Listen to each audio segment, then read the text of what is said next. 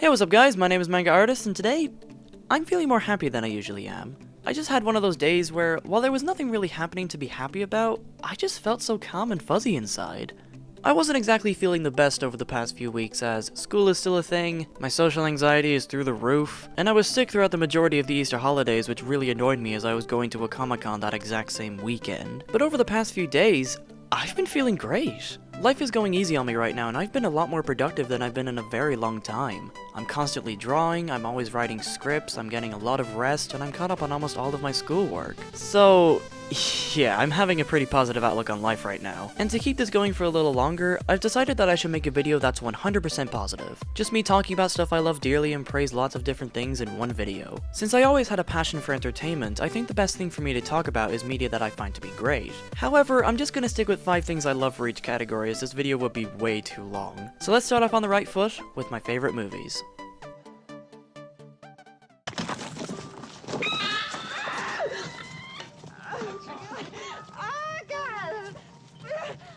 Alien. I'm an absolute pussy when it comes to horror movies, and while I was scared for most of this film, I was also completely awestruck because of how beautiful this movie is. This film was made in 1979, and yet was still able to do effects that even modern movies can't replicate. The use of sets, props, and practical effects was done with so much planning and care that it made every scene in this film stand out, even when nothing was really happening, which made the scenes involving the xenomorph so terrifying that you can't look away. That chest burster will always be one of the most horrifying things I've ever seen. And this movie was one of the only horror movies where I felt something when one of the characters died. You actually get to know a good bit about each character, and the scenes where they're all just together talking to each other are very heartwarming and give them a lot of personality. It's beautifully paced, the horror is super effective, and this movie shows that practical effects should never be replaced with CGI. There's just some things that work when it's actually there and not generated by a computer.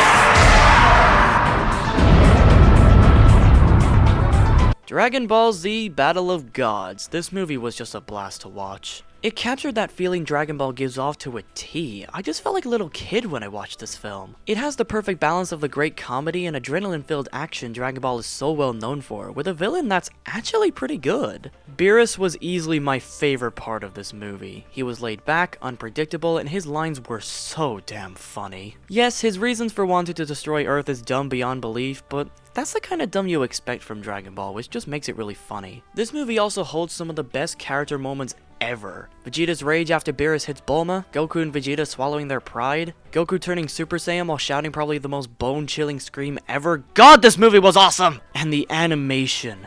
Holy fucking shit. Aside from the movie using some terrible CGI for like 3 seconds, there was not one frame of this movie that didn't look gorgeous. The fights are super energetic and pack a massive punch, the transformations are beautiful, and the comedy is perfectly executed.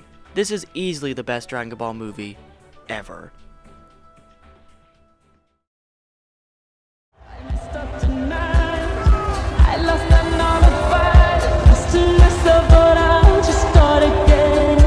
Zootopia. 2016 was a pretty lackluster year for animated films, but luckily Disney was working their hardest and gave us my favorite buddy cop movie so far. Not only is the detail in the animation and the world so fucking good, but this movie has easily my favorite duo, period. Judy Hopps and Nick Wilde share wonderful chemistry, the kind of chemistry only the best of friends have. Like taking pleasure in the other's misery while also being very supportive for each other. They're just so fun to watch, and the back and forths they have throughout this movie are just priceless. They don't even end up getting together in the end. That's a move that I'm so glad Disney didn't do, because them being together honestly would have just ruined it. This is also the first Disney movie to do a crime drama with the comedy being quite sidelined. The comedy is still there, and while it's really damn funny, it never took over. This was a movie that wanted to tell a story about a mystery case while also sprinkling in a theme of racism that isn't too forced, and it did it with great success. My only nitpick I have is that the villain was really weak. It was one of those villains that were meant to be seen as the good guys throughout the majority of the film, but turn evil when the movie is basically over, which I didn't really like. But overall, this is a fantastic movie that gives off a good message, has brilliant characters, and has great comedy with many emotional scenes.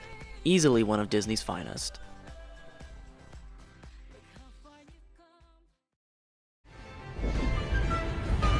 Oh my, it's working!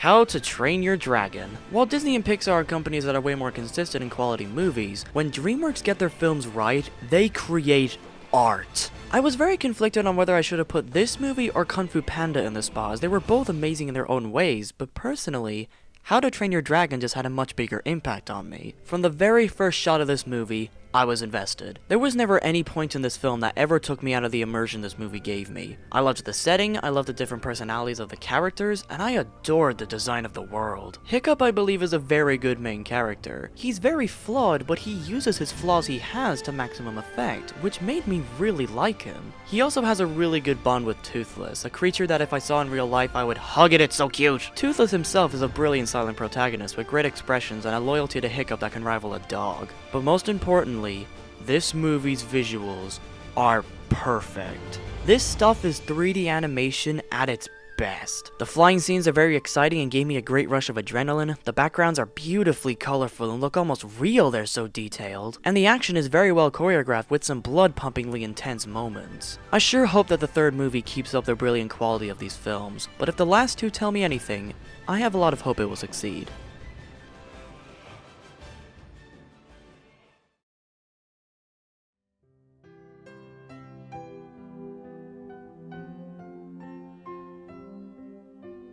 Don't lose your way. The Land Before Time.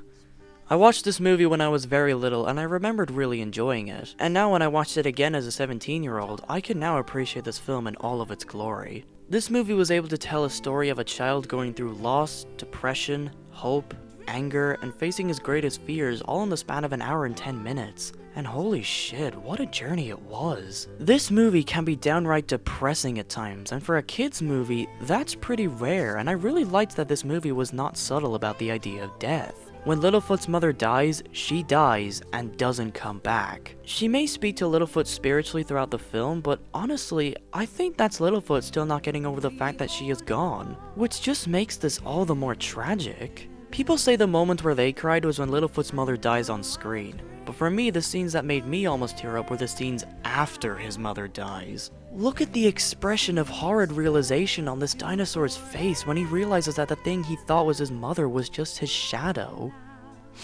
I think my heartstrings just got torn in two. But even though this movie is really sad, there are still some moments in this movie that are funny, heartwarming, and filled with charm. I think the friendship that Littleboot builds between his friends, especially his friendship with Sarah, are very well paced and feel very genuine. And my god, this animation is just so beautiful.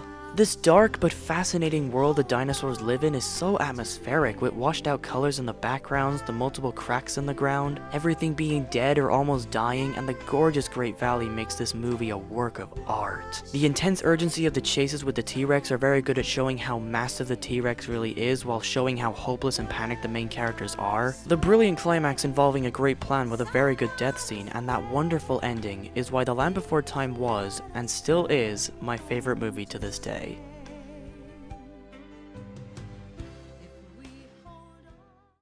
I love a good TV show as much as the next person, so here are my 5 favorites.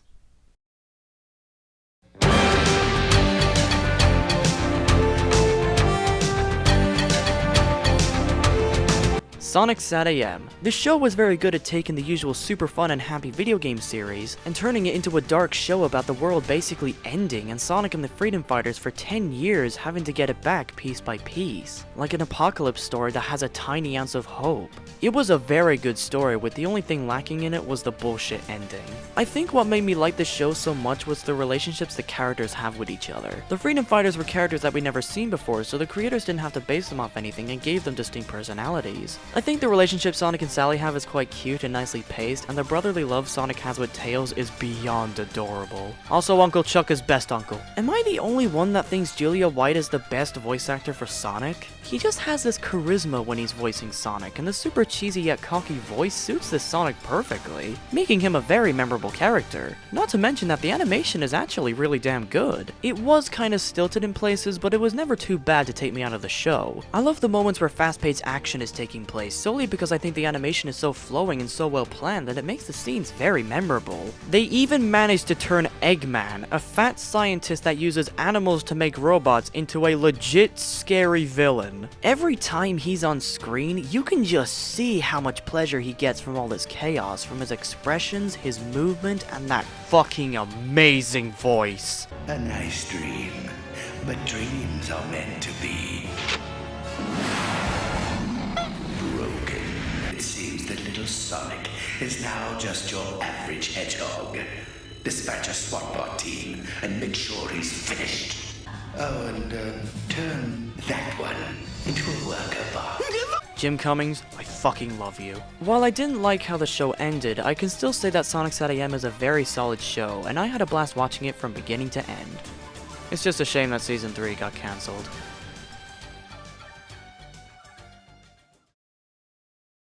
If you're evil and you're on the rise, you can count on the four of us taking you down, 'cause we're good and evil. Steven Universe. This was a kid's show I honestly didn't expect to like so much. I was introduced to it by a friend who made me watch all the episodes while skipping some of the horrible filler. The first season, I will admit, is really fucking bad, but after Jailbreak, this show gets a massive step up in quality. Yes, the animation is still all over the place and there are times when the plot grinds to a massive fucking halt, but when Steven Universe is good, it's really damn good. I think the characters are great, the development they have is wonderful, the plot is very interesting, and the songs are all very memorable. Stronger Than You and It's Over Isn't It are two very good examples. I know that this show has way too many flaws to count, but god damn it, I just like it way too much to care. Give it a watch if you haven't seen it. It's worth a shot.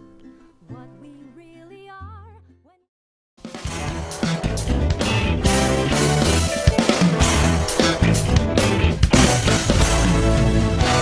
Dragon Ball. Now I'm not talking about Dragon Ball Z, even though that's still a very good show. I'm talking about the anime that started it all. This anime was just the most fun show I've ever watched. It has childish but very effective comedy, the action scenes are amazingly choreographed and focuses a lot more on martial arts and pure skill, something that Z threw completely out the window, and I got to really like the characters. They all had a different personality and every character just works so well off each other that it makes for some very heartwarming scenes. It's also the show where the Dragon Balls were actually the driving force for much of the plot and every arc was a new adventure to try get them, with each one being more memorable than the last. I even found the Pilaf gang, despite how useless they were, to be very funny and great recurring villains. Though my favorite villain and arc definitely goes to the King Piccolo saga. That arc was so dark and gave Goku a very good character arc. While not being as flashy as Z, Dragon Ball was an amazing action show that had a very good amount of comedy. Personally, it's Dragon Ball at its core.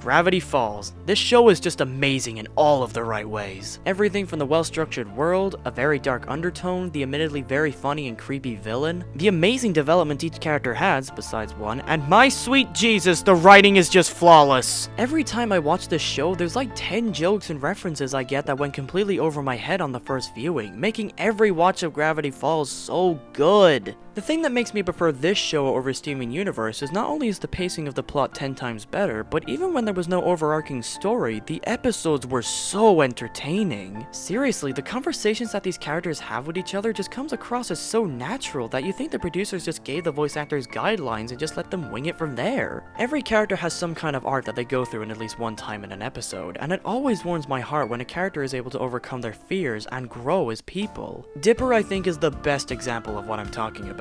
From the start of the first episode to the end of the last episode, he goes through so many arcs that he's almost like a completely different person when it's all over. And it's not even like he changes in just one episode. His development was so beautifully paced that it made him easily my favorite character in the show, and I could relate to him so fucking much. And oh my god, these visuals. This has got to be some of the most bizarre, visually pleasing, and weird animation I've ever seen in my life. This show took the supernatural nature and the brilliant mystery of Gravity Falls and cranked it up to 1,000,000. Every single detail in this world never seems ordinary, with creatures that are beautifully weird, backgrounds that always have something wrong with them, whether it be big or small, and my god, the final episodes are like a horrible LSD trip and I love it. Alex Hirsch hit an absolute goldmine in this show, and with a satisfying ending, he's created a show that will stand the face of time as being the show that broke the boundaries of kids' entertainment.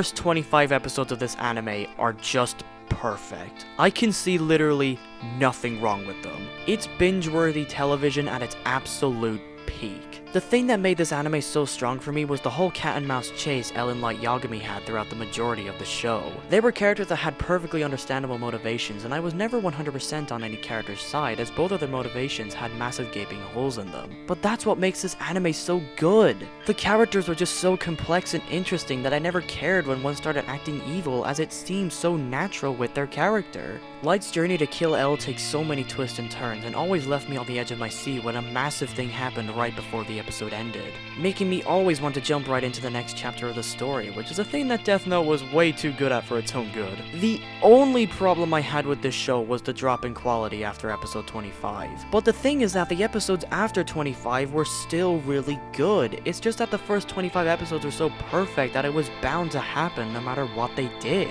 It was a roller coaster ride of emotions, and it is an anime that I would recommend anyone to watch. It is a work of anime art, and it deserves to be experienced firsthand.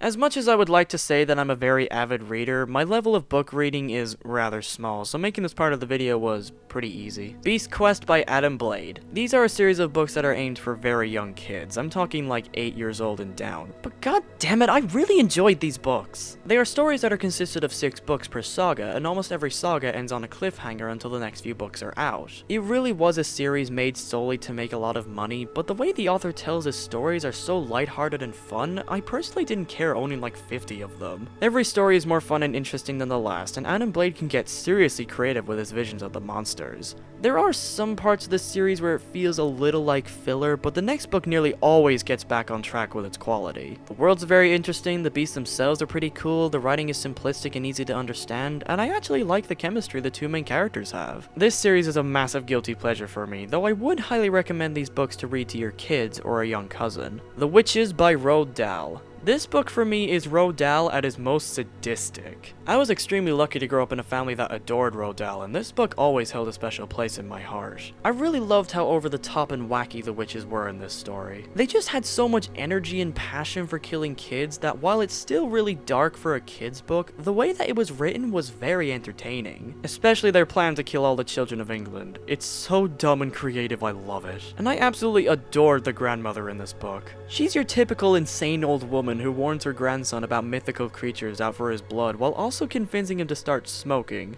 You know, the usual. This book was an extremely good read from cover to cover, and it's a story that may seem lighthearted on the surface, but is extremely fucked up underneath. The kind of magic only the likes of Roald Dahl was able to accomplish. Give it a read if you haven't. Kensuke's Kingdom by Michael Morpurgo. The beginning, I will admit, was kind of weak, but once that part was over, holy shit, this book is amazing. I fell in love with the relationship the main character built with the man he meets in this story. The man gives off this very nice mystery and can be a massive piece of shit to our main character. However, this book does something that I think a lot of stories tend to miss, making a character seem unlikable at first, but turn them into this sympathetic, really tragic character that eventually opens up to our protagonist in a brilliant way. This book, if you boil it down to its core, is a very uneventful story, but the characters were just so likable and worked off each other so well that I never cared. Just being in these characters' company was enough to make me love this book. It's an amazing survival story that really tugs at the heartstrings, and is a story I won't be forgetting anytime soon. Percy Jackson and the Lightning Thief by Rick Riordan. I don't know. I think I'm kind of cheating when I'm adding this book to the list, as I technically didn't read it. I just listened to the audiobook twice. But honestly, I think the narrator made this book 10 times better. This story was able to perfectly combine both Greek mythology and the modern day in a way that feels so natural that they seem to just go hand in hand. It's like adding barbecue sauce and ketchup. It's not as bad as you think. Stuff like Olympus moving to New York because it's the most powerful place at the time, or the way some gods evolve with the times, are small stuff that make me appreciate the amount of attention to detail Rick had when making this world. Combine all this with some nice characters, well-written action, and very nice use of Greek monsters, and you got yourself a brilliant first book that establishes the world brilliantly and tells a very good story that's very nicely paced. It's just too bad the movies were shit. Harry Potter and the Goblet of Fire by J.K. Rowling. I didn't want this part to just be flooded with Harry Potter as I love all of them to death, so I decided to boil it down to just one book, and for me, Goblet of Fire is overall my favorite Harry Potter book. This book was just amazing to read from beginning to end. The Vegas fuck beginning, the Quidditch World Cup, and no, I didn't like that part just because I'm Irish. Though that was a big factor. The Triwizard Tournament, the character arcs, and the bittersweet ending, this book was just a roller coaster ride that was just perfect for me. The reason why I enjoyed this book far more than the others is because of how different everything was. This was the book that was to transition Harry Potter from being lighthearted and sometimes dark into a full-on serious series with hardly any comedy. And I believe Goblet of Fire was able to do that transition so damn nicely while also telling a very different story to what we're used to. The way the Triwizard Tournament was used to greatly enhance the plot was beyond superb. I love the way the whole thing was structured so it happened over the span of the school year. The riddles the candidates had to solve to get a hint about the challenges up ahead were very clever, and the challenges themselves were fucking awesome in their own ways, which leads to a very intense last few chapters. I believe that this book was able to perfectly combine all the usual stuff we see in Harry Potter and all the stuff involving the tournament in a perfectly balanced way, making sure one thing didn't take over the other in quality. Overall, I think that this book is J.K. Rowling's best book in the series. The rest are masterpieces in their own regard, but for me, Goblet of Fire left the biggest impact on me when I finally put the book down. I've read the book front to back 6 times at this point, and I'm sure to give this book another read in the distant future.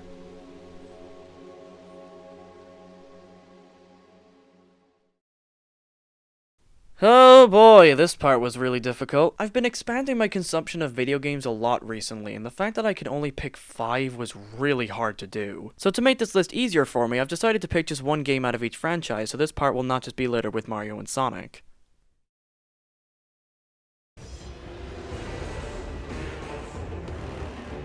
My vengeance ends now.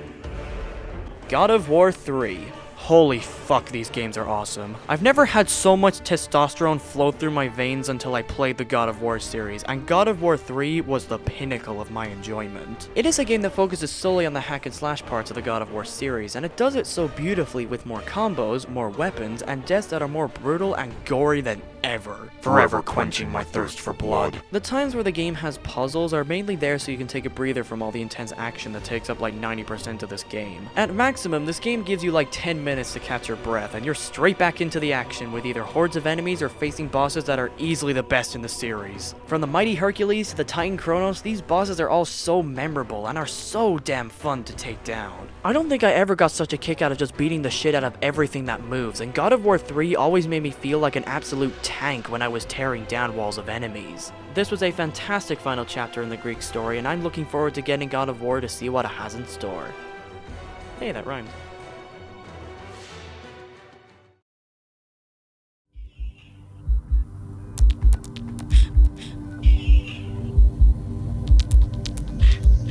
Kingdom Hearts. This was a game I played alongside a friend who wanted me to get into the series for a good while, and even though she gave me so much shit for being bad at the game despite her playing it 20 times and me just fucking once, I still really enjoyed myself. This game was the perfect balance of combat and platforming. While I found the unresponsive jump to be a bit frustrating at first, I eventually got used to it and was able to enjoy the game for what it was. And my god, a game where you actually have to fight enemies using some kind of brain power rather than just mashing buttons? Holy shit! Combine all that with striking visuals, great level design, fantastic bosses, and very memorable characters, and you've got yourself a very solid game. I find it so baffling that this game was able to combine the worlds of Disney and Final Fantasy so well. It's a combination I never thought in a million years would ever work, but they somehow found a way which was really impressive and made sense to the story. And yes, I quite liked the plot in this game. I love how a lot of things were shrouded in mystery while also having that lighthearted Disney feel to the narrative. While Kingdom Hearts 2 went along and raped the simple plot with a 10-foot dildo, for what it was a satisfying story with a lovely bittersweet ending. A solid first game that I recommend anybody to check out.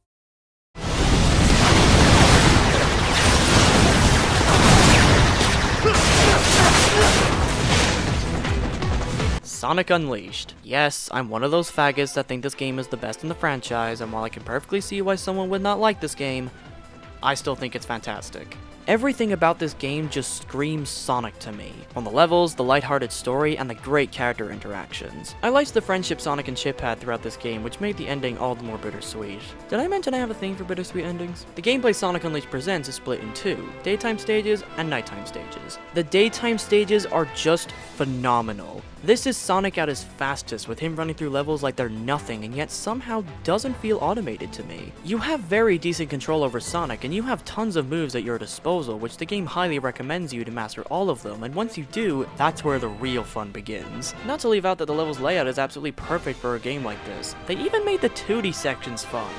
Like, god damn. And here we come to the nighttime stages. While I perfectly see the obvious flaws the Werehog levels have and can see very clearly why someone would not like these stages, I was one of the few people that really enjoyed the Werehog stages. I liked the slower pace of the levels, the platforming was mostly decent despite having some bullshit here and there, and I personally found the combat to be very fun. Yes, it was dull at the start, but once you start upgrading Sonic's strength and abilities, that's where the nighttime stages get really fun for me.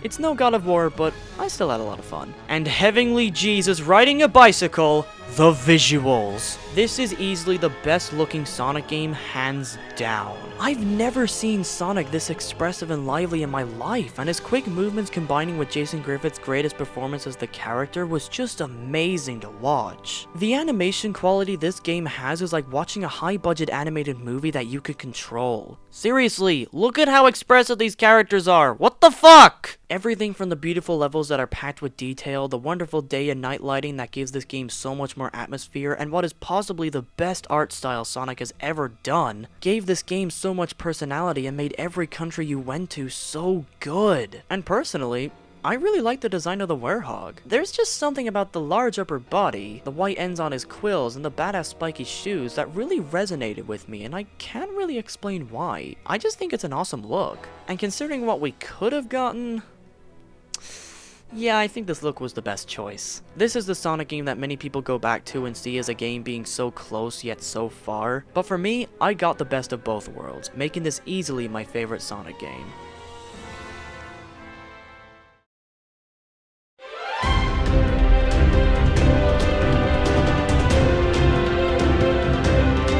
Super Mario Odyssey. I don't think I was ever so hyped for a game in my damn life. This game was basically the only reason why I got a Nintendo Switch in the first place, and oh my god, I love this console to death. I came into this game with so much enthusiasm, it rivaled my happiness when Galaxy 2 came out, and I'm happy to say that the 5 months of waiting was totally worth it. I loved how this game was able to suck me into its world almost instantaneously, with a Tim Burton looking ass world that was a very nice tutorial before you began your journey. And once that journey started, I didn't want it to end. This game is just the epitome of fantastic exploration and pinpoint accurate platforming. Odyssey lets you develop your own style of platforming, and it's only in a few situations where you have to play by the game's rules, but aside from that, how you get the moons and what order you get them is entirely up to you, and that's what made this adventure so memorable. Nearly everything you do in this game is rewarded with lots of treasures if you ever decide to get creative and explore some of the most obscure places on each map, which led to me getting tons of moons by complete accident because I was too busy exploring the levels rather than focusing on the plot.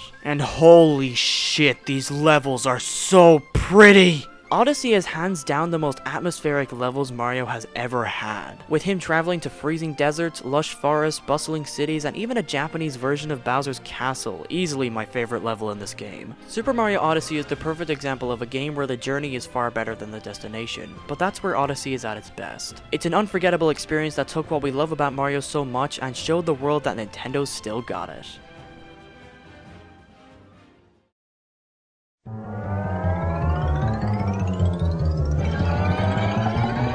Crash Bandicoot 2.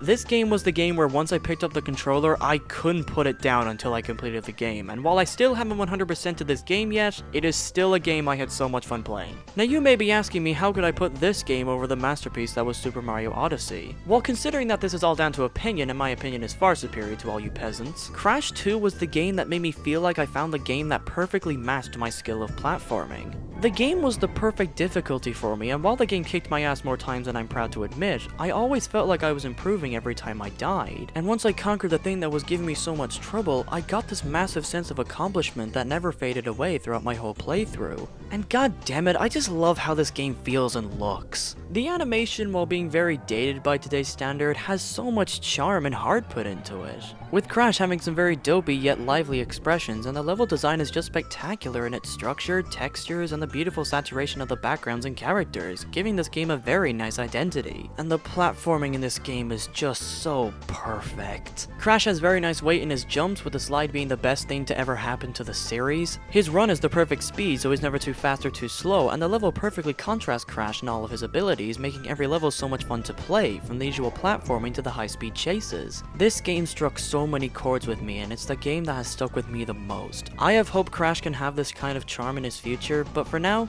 Crash 2 will do perfectly.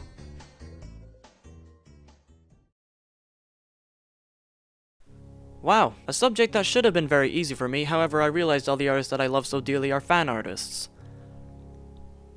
Fun. So instead of doing 5 artists for this part, I think I'm just gonna stick with 4 artists, whose art styles really stuck with me personally. Quentin Blake. Yeah, I'm not just gonna be talking about comic artists here. I know a good book illustrator when I see one. Quentin Blake, if you don't know, is the artist who drew all the pictures in all of Roald Dahl's books, and just look at these drawings.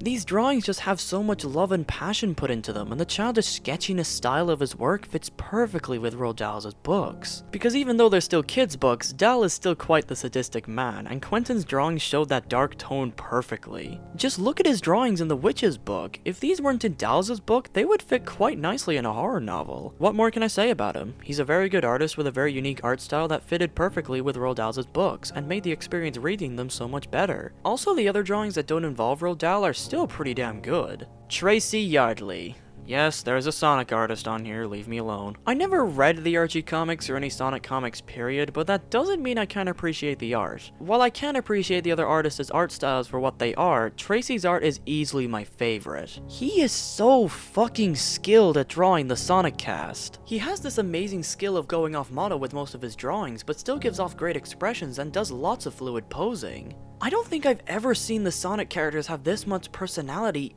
ever. Sonic is easily my favorite character he draws, and he's able to bring out the asshole in Sonic and multiply it by 10. Just God, he's so good! And I really love his designs for Archie-only characters, my favorite being easily Dark Enerjack. Holy shit, it's so anime, I love it! And god damn, his comic layout is outstanding! There is never one page this guy makes that ever looks similar to another page he's created, meaning that every page has a lot of personality, and the way the characters often pop out of their panels is just amazing. This man was the guy who wanted me to keep drawing Sonic, and he's the main contributor to my Sonic art style. Massive props to you, man. Akira Toriyama. The creator of one of the most influential manga in shonen's history, Toriyama has gone down in legend, and he has an art style that is easily one of my favorites. From his first panel in Dragon Ball to the last page of Dragon Ball Z, the evolution of his art when you see it back to back is astonishing. How did Goku go from this to this?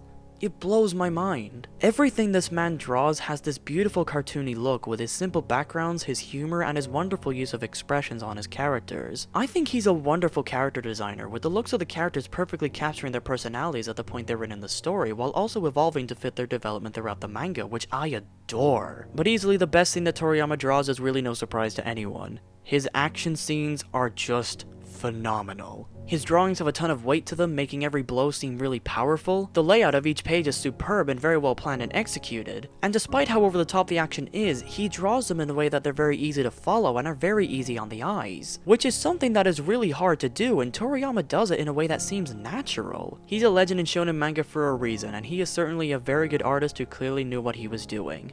Junji Ito. Where do I even start with his work? Junji has probably the best understanding about what makes someone disturbed, and he's able to make turning the page to see what's on the other side something only the most foolish people would do. This guy has the ingenious ability to make his monsters so out of this world but look so real that while I have my mouth open in a silent scream when I saw them, I was also hit with so much curiosity and wonder, making me look at them closer to see all the details he put into them. The monsters that Junji's created are some of the most disgusting, unnerving, and horrifying creatures I've ever laid eyes on. He's even able to get something as tame as a house cat and a spiral and turn them into a thing of nightmares. And even when there's no monster and the story is just about a character slowly losing their mind, Junji was still able to get me so invested in his world because of the great pacing of his stories and how beautiful his drawings are. When Junji begins a story, his drawings have this alien beauty to them, something that you are used to seeing, but makes you uncomfortable when you look at it, as there's something about his art style that seems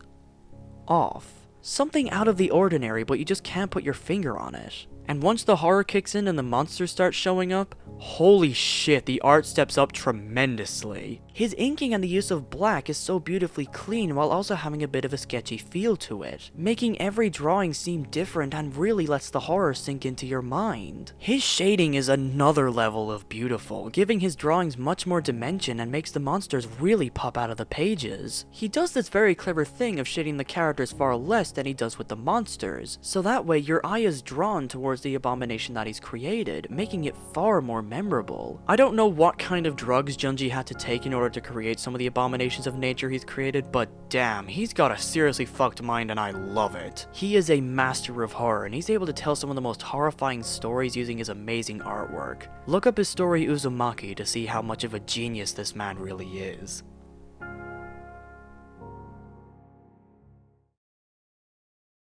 I love myself some good music. Listening to music is something I do almost all the time. When I'm not browsing through YouTube, doing school, or questioning my past, I always have my earphones in listening to music. It's a pastime that always makes me feel really relaxed, and I recommend everyone to do it. But which musicians and bands do I think are the best of the best? Well, here are my favorites.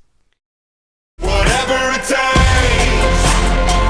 'cause I love the adrenaline in my veins. Imagine Dragons. This is probably the only mainstream band whose songs I legitimately enjoy.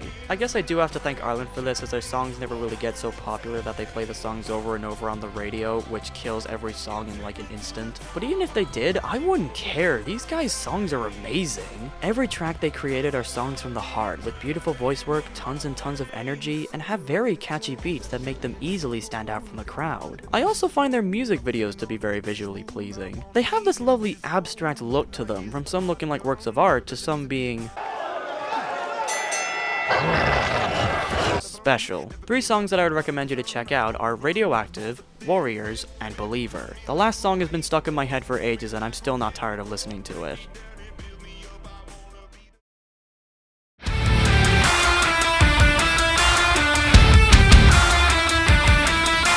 Skillet. I was at the stage in my life where I went through the cursed Night Chorus good phase, and while I was serving my sentence in the 8th circle of high-pitched hell, I happened to come across the Nightcore version of Skillet's song Monster, and I was curious to see what the original song sounded like. What met my ears was blood-pumping rock music that unleashed the inner edgelord in me, and damn it, I love it. Each singer in this band has a very good voice, and I love how their singing intertwines with each other so naturally. Also, some of their guitar solos are fucking amazing. Some songs that you should give a listen to would be Monster, Awaken Alive, and Hero.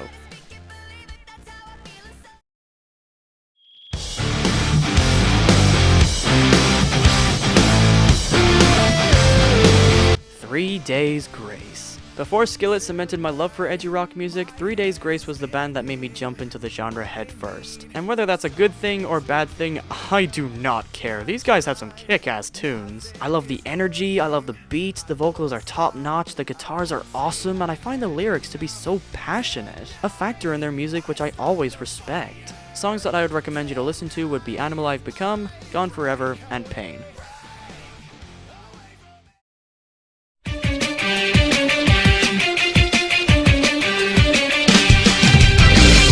Crush 40. This is rock music at its cheesiness, and my god do I love this band's work. Whenever I pick up a Sonic game and hear Crush 40's orgasmic songs blast out of the speakers, I get this massive rush of adrenaline, and their music is easily a factor in some of my most memorable moments in my gaming life. While most of their music is quite upbeat and lighthearted, when the music gets dark, it's a beautiful blend of badass and stupid that I just have to smile whenever the music kicks in. Though I will say, their songs outside of Sonic are still very top-notch songs, and I would recommend you to check them out. And thus, my 3 suggestions to you are One of Those Days, Rise Again, and Light of the Day. 3 songs that are not related to Sonic, but you should still check out as they're still way too good to be ignored.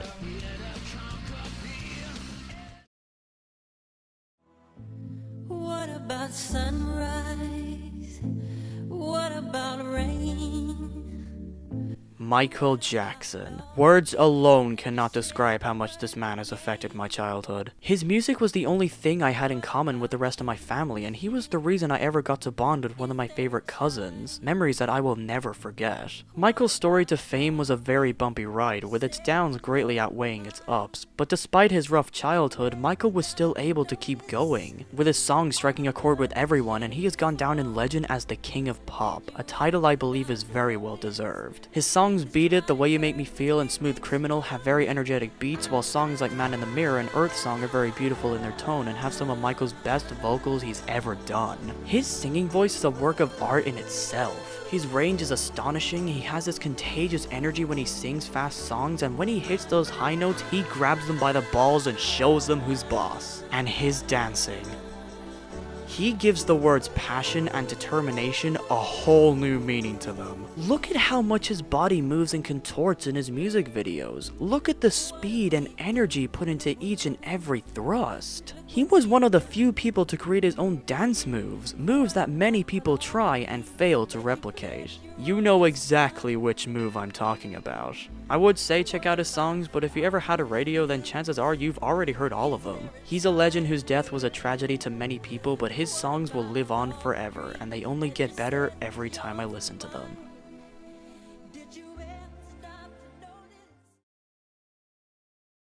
Since YouTube is like my life at this point, I've seen a lot of YouTubers while I've been on this site. While most of the YouTube videos I come across are mainly below average, there are some content creators that I find to be some of the most entertaining and funny people on the planet.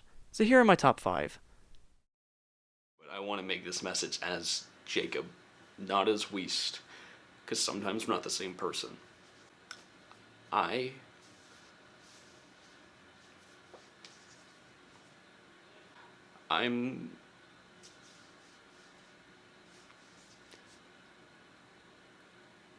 I'm a gamer. Weast. I discovered this meme channel by complete accident, mainly because I was expecting it to be just another cancerous meme channel. But what I was greeted to was a channel with very good structure, fantastic editing, jokes that are very well timed, was able to dance between the line of irony and seriousness, and uses memes in a way that's actually funny, which I really like about his content. Every video this guy makes is a piece of meta genius, and I love how invested Weast is in every video he makes. His videos have a kind of Vsauce vibe to them, while also making a few videos in a documentary style. Two styles I think really suit his sense of humor, and his execution is beyond hilarious. Some videos I'd recommend you to check out would be Meta Memes, Curse.jpg, and my personal favorite, If Two Gay Guys Kiss, It Isn't Gay. It's just But instead of looking at himself, Kevin likes to blame the world. Himself? The world! Chris Ray Gun, a political commentator with wacky editing, has an edgy sense of humor that rivals Shadow the Hedgehog, and can actually make decent points during his videos? Sign me the fuck up, dude. I was on a watching spree of anti-feminist channels for a while back in the day. I watched Shoe on Head, Some Black Guy, Blair White, you know, all that good stuff. Then I saw this in my recommended, and it intrigued me. And once I clicked on it, Take 45, take 41, take 97, take fuck my ass. You got a friend in me. How's it going, everybody? Chris Ray Gun here. Did you get the joke? I'm wrapping myself in a green screen because we're gonna be talking about Lacey Green. I have found the perfect commentary channel. Not only was Chris able to keep my attention throughout the entire video, as mainly most commentary channels are boring as fuck, but he was able to mix the perfect amounts of seriousness amongst all the wild shenanigans in his videos, which made the content far more memorable as a result. His style of editing is very flashy and in your face, with lots of jokes being solely in the visuals, which when done right, are fucking hilarious. Videos I recommend you to watch would be his Glasses Off series to see the serious side of him, and the Ray Gun Recap, which is just full of memes and great editing.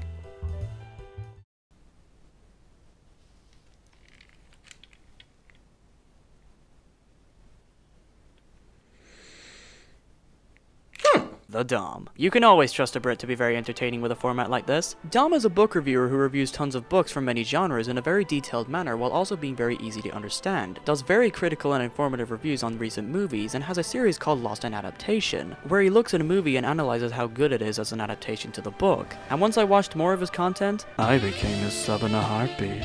What makes me love Dom's content so much is his delivery. He has this very formal yet childlike voice which seems very informative and engages me very well. Almost like that one teacher in school who can make almost anything sound interesting, a factor I really enjoy. I love the way his editing is quite simple yet effective, with him jumping around the background so the editing doesn't get boring, and I love the backgrounds he uses for his green screen effects. All of this is combined perfectly with his comedic timing that is just golden, which can make some of his gags, while short, very funny to watch. Some of his best work in my opinion are Lost in Adaptation, the Harry Potter-a-thon, his Ready Player One reviews of both the book and the film, and his 50 Shades of Grey video. It's pure British rage and I love it. Here we go, here we go, here we go, here we go. It's freedom like you, here we fuck! Video Game Donkey. This man is the epitome of video game content. His reviews have lots of information and great criticism, and I love the way he structures them. His I guess highlights of his Let's Plays of games are comedy gold, with perfectly timed gags and editing that makes me sometimes cry I laugh so hard. And his criticism of stuff like remakes and video game critics are very well made. Donkey just has this feeling of passion in his videos, like every video was made with 100% effort, and everything seems like it's perfectly planned and the punchlines always hit their marks. And his points are very flowing and natural in his videos. I'm surprised to see that most of Donkey's videos don't even reach the 10-minute mark, which just goes to show that he truly cares about the quality of his content, and if the video is only 5 minutes, then so be it. I highly recommend you to watch his reviews on Super Mario Odyssey and Sonic Forces, his Dark Souls content, and his videos on criticizing game critics and difficulty in video games. This was me 4 months ago, back when I still had hope, back when I still believed. Super Eyepatch Wolf. This was a channel that was one of the channels that I discovered because a friend showed me some of his content. It was a day where I was hanging out with Siphon and we were just doing our usual stuff, drawing, playing video games, and talking about life, where she said to me the anime reviews I do reminded her a lot of Super Eyepatch Wolf. So me, being curious, asked if we could watch one of his videos and she gladly accepted the offer, probably to get away from me talking about my train wreck of emotions, and she put on one of his videos. I believe it was the Yuri on Ice video, and I remembered absolutely loving it, and I feel honored that Siphon was comparing me to this guy. Looking back on it, I'm sure she just said that to me so I could feel better about myself, but either ways, thank you Siphon, I really appreciated the compliment. Once I started checking out his content myself, I had a full-on marathon binge watching this guy's videos, and despite his content mostly reaching the 15-minute mark, there was not 1 second in any of his videos where I felt any ounce of boredom. I'm being serious. The way his editing, his voice, and the tone of his videos all combine together into the final product, his videos are close to documentary levels of quality, with tons of great information, fantastic use of images and footage combined with beautiful use of effects, almost like his videos are letting us step into his mind, which I think is beyond impressive. But what makes his content stand out to me from other review channels is the way he writes his scripts. The way he words his points throughout his videos has this tone that he's really speaking from the heart while also keeping a level head, and is able to illustrate his points in a way that's easy to understand while also sounding very professional. The way he talks about animation, characters, and stories are just mind-blowing, and he can make anything sound like the best thing on earth. A vibe that I think all reviewers should have when it comes to reviewing media. And the amount of passion his voice has when he says everything is something that really sticks with me. I'm not sure whether it's his voice or that he's a really good actor, but the way he talks in his videos is what makes them so brilliant and is the thing that sticks out with me the most after I watch his content. There are so many videos that I would highly recommend you to watch, but a few that really stuck out to me are Why Perfect Blue is Terrifying, How Media Scares Us, the work of Junji Ito, The Fall of the Simpsons, How It Happened, and Why You Should Watch or Read Berserk. This guy is a master of his craft and he deserves all the subs he has. From his reviews to his discussions, all of his videos are definitely worth your time.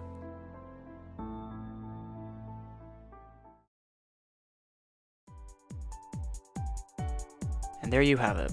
That's all the media that I love and had an impact on me in my personal life. I really hope you guys enjoyed this video, as I personally had a ton of fun writing the script. This script took me about a week to write, as there was just so much media that I wanted to cover and share my feelings on, and everything just came so naturally to me while I was writing it, which was an amazing feeling. You guys have no idea how fun it is to write about stuff that you love. I don't know, there's just something about sucking the dicks of other creators that just makes me feel really happy inside. So now, to spread this positivity, I would like to nominate both Siphon and Sergeant Major Mario to make a video of them talking about media they love. And then once they're done doing that, I would like them to nominate 2 other people to do their videos, and so on. This idea is heavily inspired by Your Movie Sucks and his childhood trauma videos, and I want to see if I can also make a playlist showing all the videos people made about their favorite things. Siphon and Sergeant of course don't have to do this if they don't want to, it's just an idea that I thought would be pretty cool.